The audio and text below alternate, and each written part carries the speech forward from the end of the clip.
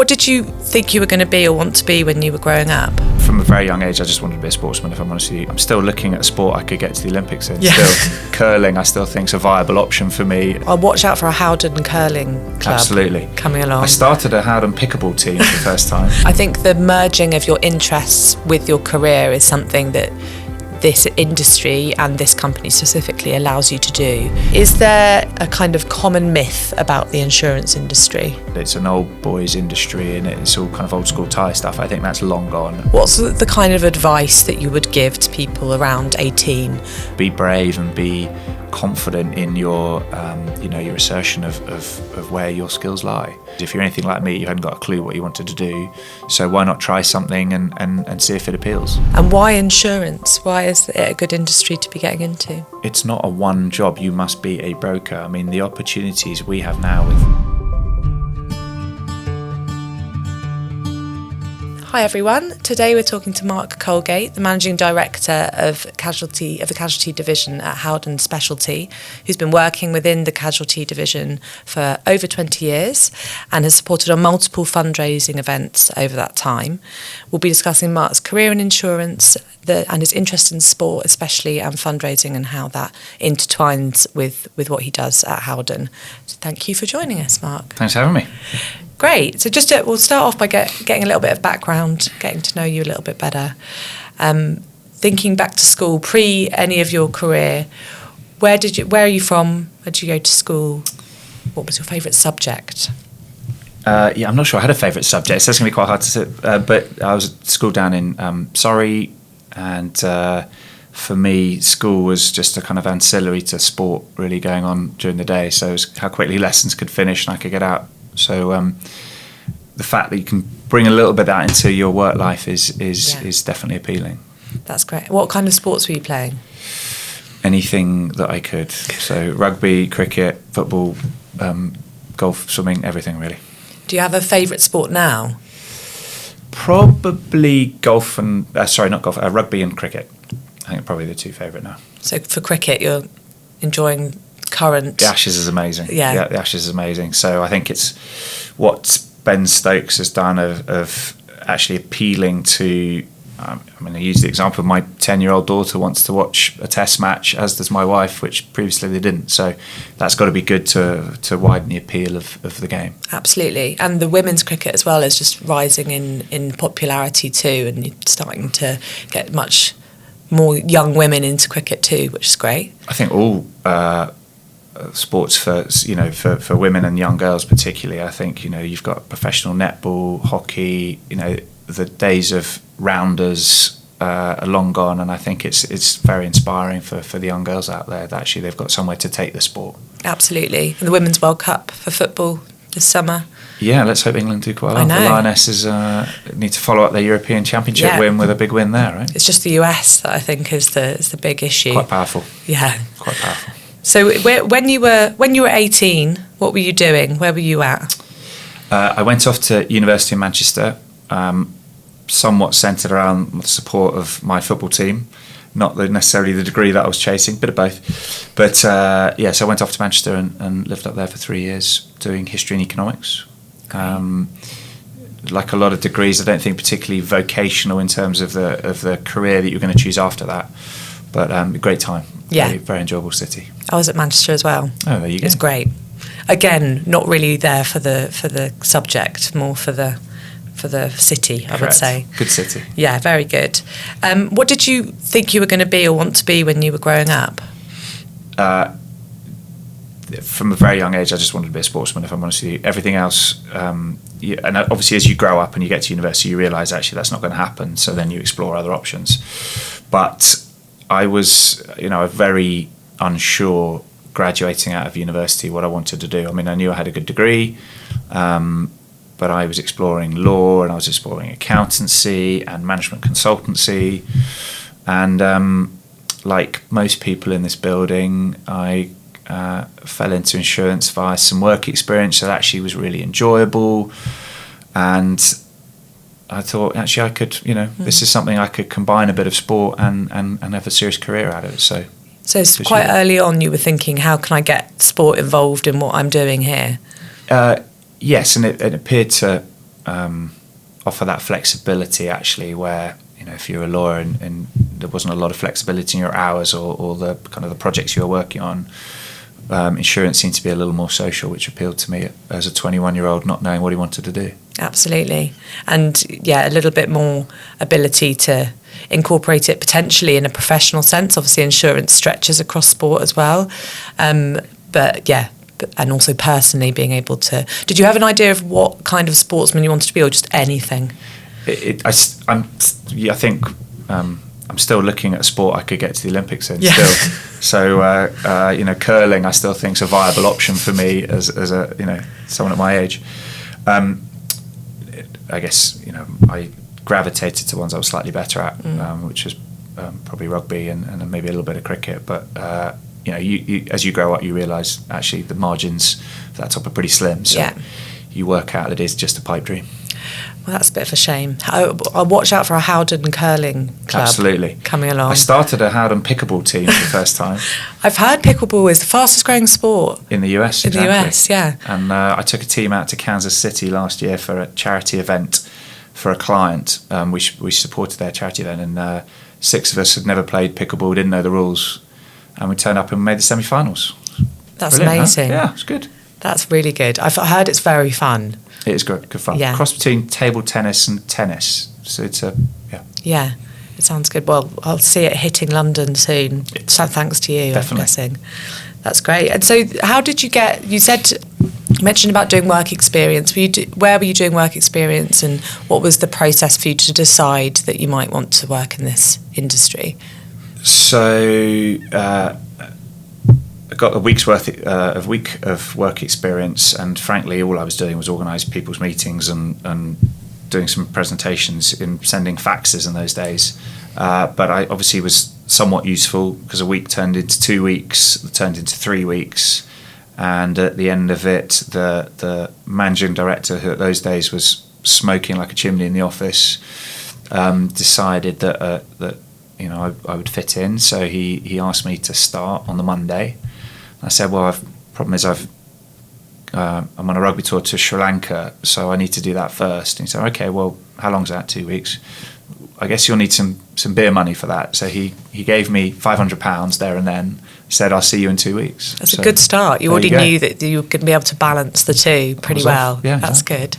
And was it a decision, were you ever thinking that you might want to work in a different industry, or from the off have you kind of thought that insurance was the right area to be in for you? Yes, I don't think I've had any second doubts or any doubts since I started. I think what's been incredible for me really is, I guess, how my role has changed as through this company in 20 years at this place. And you start off obviously as a bottom of the ladder, and you do more of what you're good at, but then as probably we'll get into today, about reflecting on different things that you can do within a business that isn't necessarily what you're hired to do. So my role in the casualty division is one thing, but actually how I can support the business through charitable events, be that sport or otherwise, I think is great. So this business, Howden, has expanded massively in the course of the last few years, and so that does lead plenty of my colleagues to be able to do things that they weren't hired to do, and that's all about culture for us and how we can make this place a better place to work. Absolutely. I think the merging of your interests with your career is something that this industry and this company specifically allows you to do in much easier, being able to kind of include them as part of your career. Well, and I think that's why Howden's pretty phenomenal. If you put your hand up to say you want to do something, then generally we get on and do it. And I think that's a huge bit of you probably don't get in some of the other places where there's quite a lot of I guess hierarchy or role segregation. Well, actually, we welcome the fact that someone has a motivation to look at gender diversity. They want to look at gender pay gap. They want to start a pickleball team. You know what? Let's do it, right? So so that's what makes this place very exciting. That's exciting. Just to go back, because you mentioned different roles that you've done, it'd be good to hear from your perspective what your career has been, a sort of short look at the different areas within insurance that you've worked in? Mine's not that exciting, only because I started off as a casualty broker and I'm still a casualty broker. So, but I mean, the role has changed in that, obviously when you start, you don't know anything and you're learning as you go. And I guess the defining moment for me was when RK Harrison at the time came and approached me to come and set up a casualty division within RKH by Paul Bridgewater at the time, running a property team. And that was the defining moment for me, where actually I had to grow up a little bit and start really focusing on some strategy and how we can grow out something from the absolute start. So it was a very exciting time.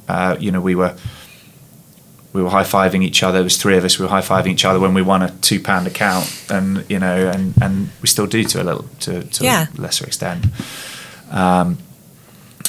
So from building something out from nothing to actually then you're adding on people, so that changes your role. You're adding on some strategies, some division, other specialties. So then your role morphs in that way. As you become more of a manager of a team, that's completely different to when you're starting out. Exactly. A complete different set of skills. For a complete novice, could you give a lowdown of what working within casualty division is, the kind of projects you would typically be working on and who you'd be working with? Okay, so the casualty division has a number of teams within it. So we have a liability team, which that's really ensuring big corporations, for the fact that their products or their goods might harm someone. Mm-hmm. So that's the team places business all throughout the world: US, Canada, Turkey, Israel, Mexico, UK. So it's a pretty broad mix. Then we have a life science team doing a lot of clinical trials, pharmaceutical business. We have a product recall team. So product recall being a very large soft drinks manufacturer has an issue with their products that could cause injury. They have to recall it, so you can ensure that. And then an accident health team that's really looking at lives, really, and how they can protect ship's crew, pilots, etc., etc. So it's a pretty broad church of business, and casualty means a lot of different things to different people. So different businesses will put different products under the casualty banner. That it seems like you would encounter a lot of potentially huge, difficult projects within that, especially if it's people being affected, their health and under that banner. Are there any particularly memorable projects that you've worked on in your time? I think it's the kind of the drug that doesn't leave you as a broker is when you're trying to win a new opportunity and you can find either a solution that no one's thought of that's appealing to the client, and you win and you win a major client. That's the kind of the drug that none of us want to give up. So I think that's the bit where we're all very focused on our renewals and our clients. This is very much a client focused business, and they're paramount to all of us. But we're also charged with growing the business and trying to expand out. So we're always looking for new opportunities, be that a new territory, a new client, a new product line. So, and that's part of my role now, is helping the teams to really try and grow and find new areas. Interesting. Just thinking about casualty team, but the industry in general, how has the insurance industry changed, do you think, over the past, however long you've been in the business? How's the insurance industry changed? Quite a few ways. COVID is a good example of ripping the plaster off a lot of things. Things like you have to be in the office 5 days a week. The hybrid working that we've got now has to be better for everyone. That flexibility to allow a working mother to leave earlier to pick her children up and then log in later. That has been just accepted. The idea that not everything has to be done on paper, that we can document things electronically now, rather than always having to stand in a queue to get things stamped. That period during COVID of working from home has been very positive from that respect. I think gender diversity and ethnicity has changed as well, which I think is only a positive. And I think insurance is and Howden certainly believe this, can be a force for good, right? Some of the work that we're doing, both in terms of Prince of Wales Trust, in terms of climate change, in terms of charitable initiatives, that's got to be good. And I don't, if I'm honest with you, at the start of career, I don't think anyone thought about it. It was how you can make a buck and move on. I think the kind of making a buck and moving on, and not really thinking about the impact of what insurance impacts every single area of the world. Every single project has had to be insured. We don't really think about the impact of, without it, lots of things can't happen and lots of lives would be in a very different situation. So I feel like the industry is coming round to the idea that we are actually doing something good in a lot of ways. And I think you mentioned around not just the insurance side of things being a force for good, but actually what we can be doing as a culture to be supporting. And you've mentioned your keen interest in sports. So I'd be interested to hear a little bit about how you have managed to combine sport wherever you can with what you're doing in your career. Yeah, okay. So, I mean, for rightly or wrongly, I seem to have got this reputation to organise things. And part of it I'll credit Barnaby Rugg Price for, because when we decided as RK Harrison that we came up with this initiative that we wanted to raise $1 million in a year for charity. So we came up with this initiative of M for M, which was $1 million, and we were going to do 1 million. It started off as 1 million kilometres. It turned into 1 million things, because we didn't want to exclude the non-sporty types.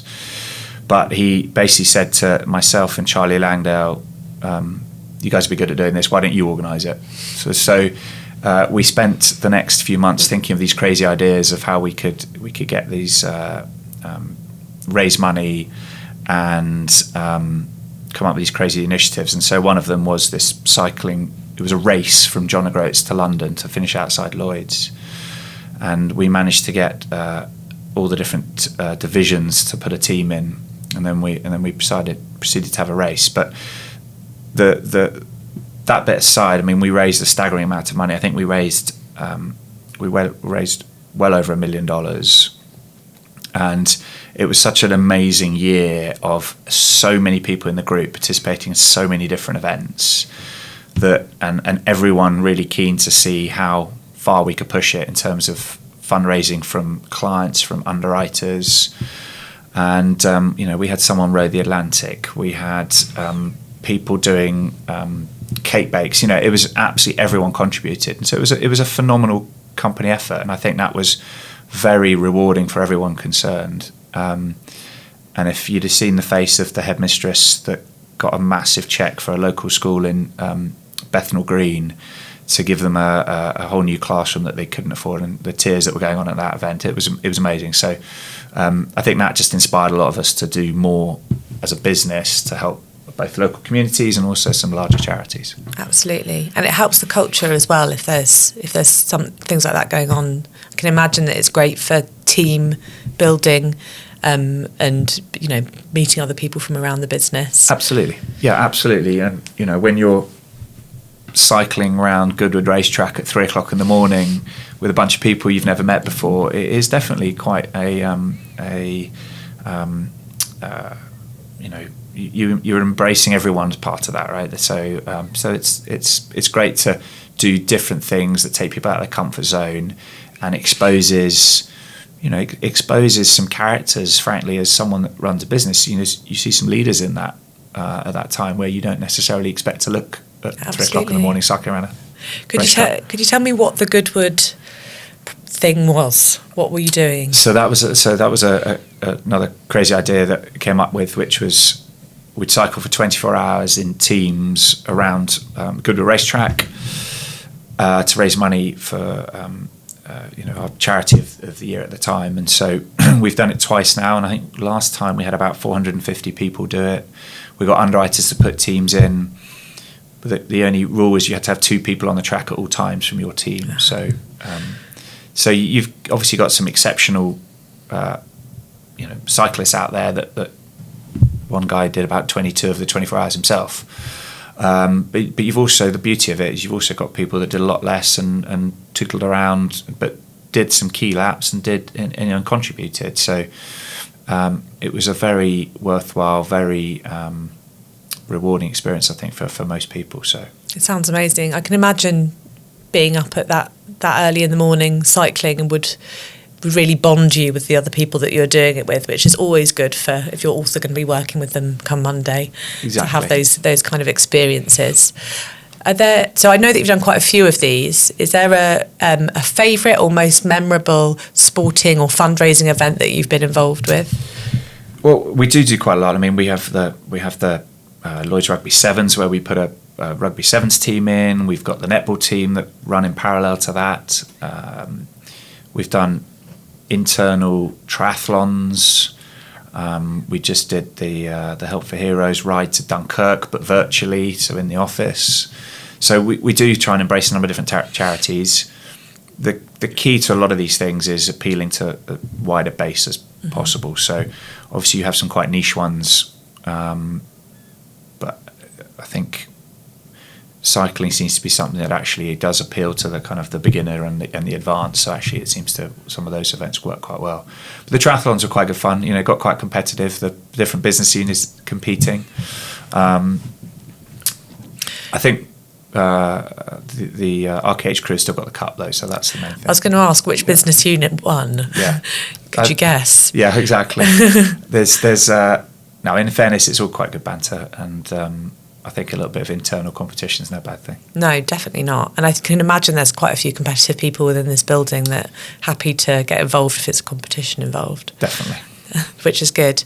Would you, if someone else was in your position, they had long been mainly interested in sports and found themselves thinking about their career, would you think that this is a good industry to be in, to be able to have that balance and satisfy that part of your interests?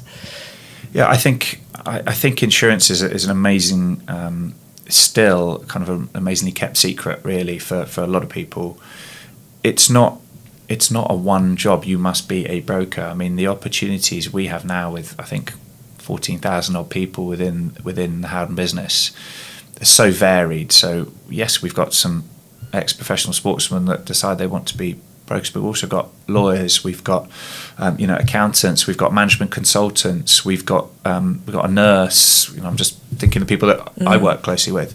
So actually, there is a wide variety of people within a business doing different skills. Not everyone is doing the same thing. There's marketing, there's legal, there's comms, there's a whole slew of different jobs within insurance, and I think that's what appeals to such a wide base of people. Absolutely. Actually, the brokers are a really small element of who exists to make the cogs turn. Exactly.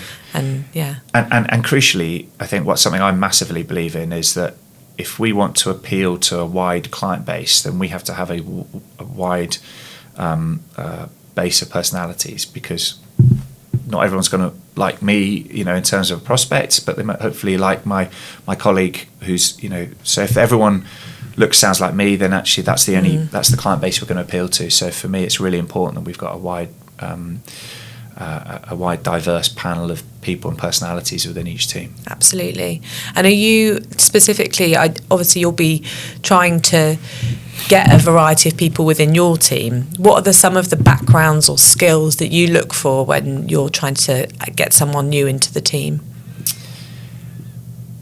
So obviously school results. I mean, we have plenty of school leavers as well as university grads, so it doesn't just mean a grad, but that has a bearing. Personally, and I'm giving away my trade secret there for them, because I do a lot of interviews, is I actually put a lot more stock in what people have done outside of that. So where have they shown initiative? Where have they actually just done something that isn't just school life? Duke of Edinburgh, okay, great.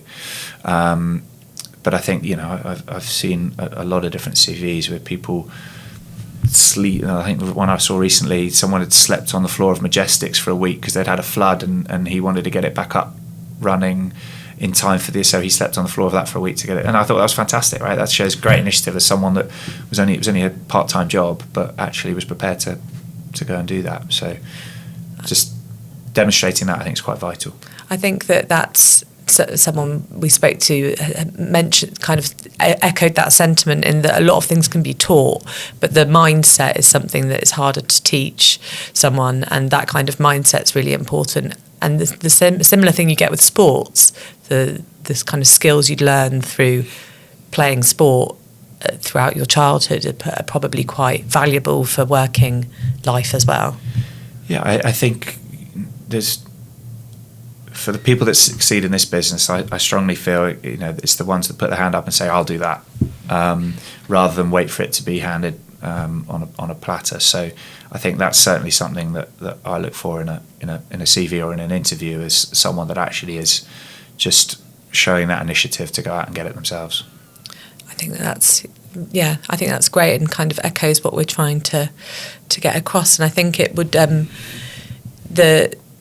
it's great to see that you're looking at diverse backgrounds and actually what they've done extra, as opposed to the grades that they've got or the work experience they've got necessarily. Just thinking about the charitable fundraising bits that you get involved with, how do you see the future of that evolving, or with Howden's involvement or your involvement? Are there any things that you'd like to be doing in the future in that side of things? I think Howden is only going to do more and more, if I'm honest with you. And as I think where David is so inspirational is he's very much wants to. It's not about one person, and it's about the business. And as I think he said before, this is not 14,000 people; it's 14,000 families. And so, actually engaging with the population of our employees and their families, I think is going to be much more inspiring. At the end of the day, we want to create a business that people are proud to work for. So I'm pretty positive, and it's above my pay grade, but I'm pretty positive David's not going to retract his willingness and his desire to want to raise more funds for charity. So I think as we grow internationally, it allows us more to expand out the charities maybe that we're supporting, maybe look at some more of local specific things, when that's exciting for the group as well. Absolutely. So I would encourage everyone, yes, some people do it on the side of their desks as an ancillary to their day job, but now actually we're of a size where we've got events teams and marketing teams that can help with it, so actually we can grow what we're doing and get bigger. Yeah, exactly. Out of interest, do the team that work in the sports side of insurance, are they particularly good at the sports things? A question I've been thinking about. There's definitely a few ex-sportsmen in the sports team. Yeah. And I'm sure that they definitely get involved, but they're a maturing business, so they're probably in time they'll probably dominate all of them. Yeah. I imagine. I was wondering whether there was a stereotypical team that would end up being great at the sports events, but maybe not so much over time. No, there's some amazing. I mean, it's not all about sport. We're kind of focusing on that today, I guess. But there is some amazing sportsmen within this business who have either retired and seeking a second career, or do it alongside a sporting role. That's great. Is there a kind of common myth about the insurance industry? Yes, I think the myth that's been hopefully expunged is that it's an old boys industry and it's all kind of old school tie stuff. I think that's long gone, and certainly in Howden, I believe that's long gone. I can't speak for every other part of the industry. And per my earlier comment, I think it now appeals to a huge different base of talent, both male, female, and I think so. It's an incredibly exciting place to work, and I think the number of youngsters we've got coming through this business now that are of a calibre that we would never have hired 20 years ago, I think it's hugely exciting. Absolutely. So I'm waiting to work for them, basically. Yeah, waiting for them to be running the show. And what do you think, we mentioned a few times about culture and the people coming through, what do you think makes Howden a good place to work, or the culture, or just anywhere, what makes a good team? What are the elements that are kind of important?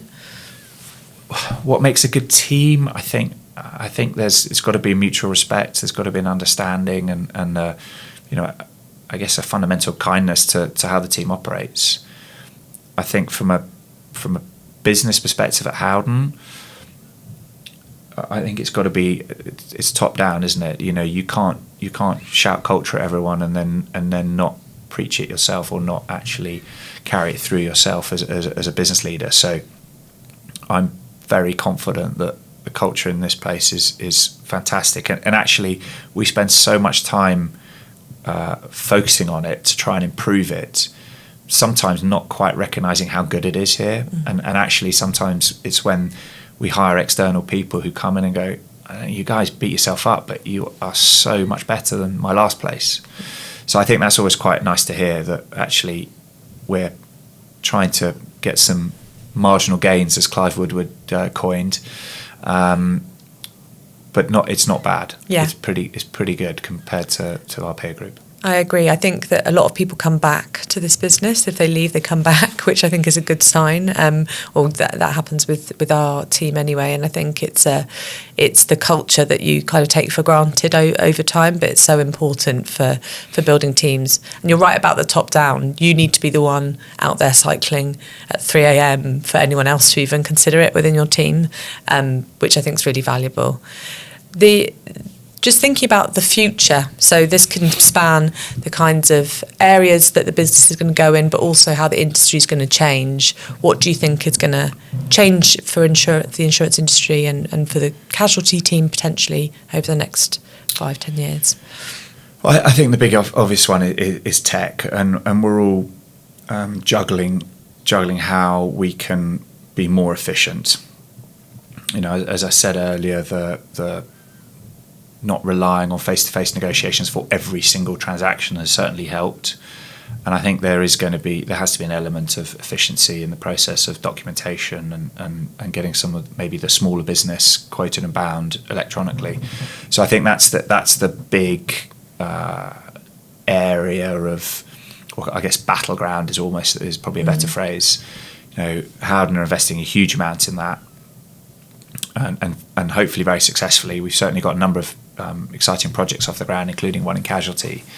So where that goes, though, is going to be really interesting to watch. You know, are we going to have a meerkat or a tenor representing Howden on television?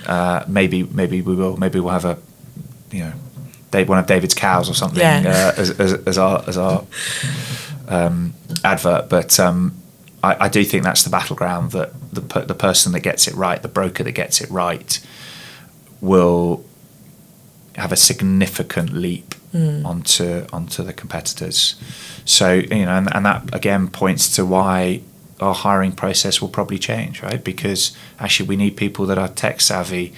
We need people that can maybe write code or can understand these systems much better than myself. Absolutely. I think more and more people are hiring specialists in either the fields or or tech, rather than someone from a broker background. So it's kind of, you know, more about the industry you're going to be working in. Do you understand that? So, you know, people from NGOs in the climate risk team, for example, and I think that's really exciting. We'll create a more diverse workforce. Well, and as my, as the career guy will tell my eldest at school, or the parents of my, you can't even think of the jobs that your kids are going to do because they haven't been created yet. So actually, don't think accountant, lawyer, fireman. It's you don't know what it's going to be yet. It's industry. Exactly. Choose your kind of your interest and see what jobs exist within that, which is really interesting. And insurance will always exist within every industry. I hope so. Somewhere. I hope so. Which is great.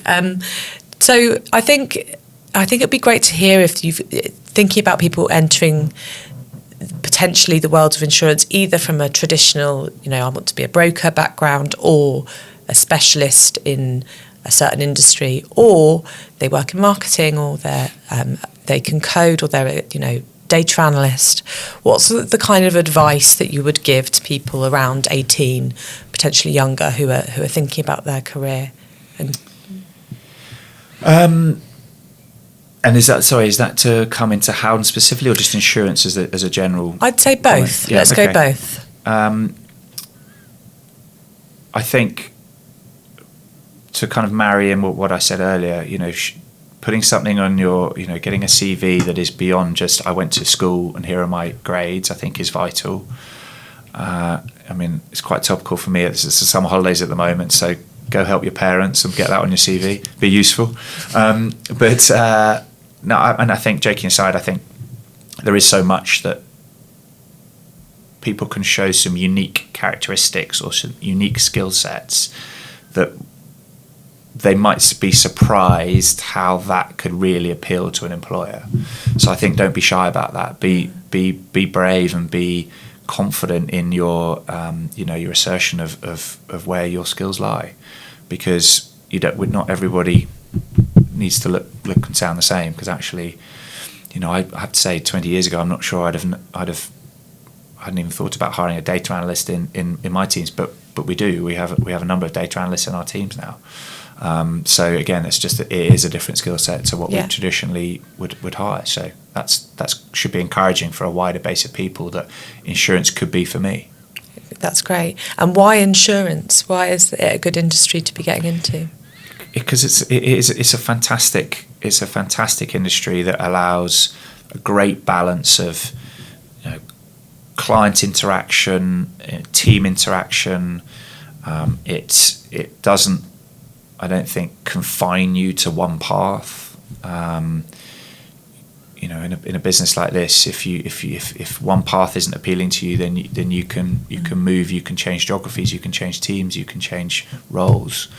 So I think insurance is one of the few businesses that is incredibly flexible, and actually once you're in, it seems to find the right route for you eventually, and I think that's got to be good for someone coming into this or considering insurance as a sector, because if you're anything like me, you hadn't got a clue what you wanted to do, so why not try something and see if it appeals. And you'll be able to marry up your interests somehow within it. Exactly. Which is such a positive thing, especially if you're young and you can't imagine what you're going to be wanting to do in 10 years' time. There might be a role that would fit within everything you're interested in within the industry. Yeah, and I think so some of the younger generation that we've employed recently, a lot of the appeal for Howden to them does very much seem to be about what else they can do to, be part of a committee or part of a charitable initiative, or the volunteering days that we do. They want to help in a soup kitchen, and so I think that's got to be incredible, and it's got to make everyone feel better about themselves, I think, and about what they're doing for others. That's got to be important. Absolutely.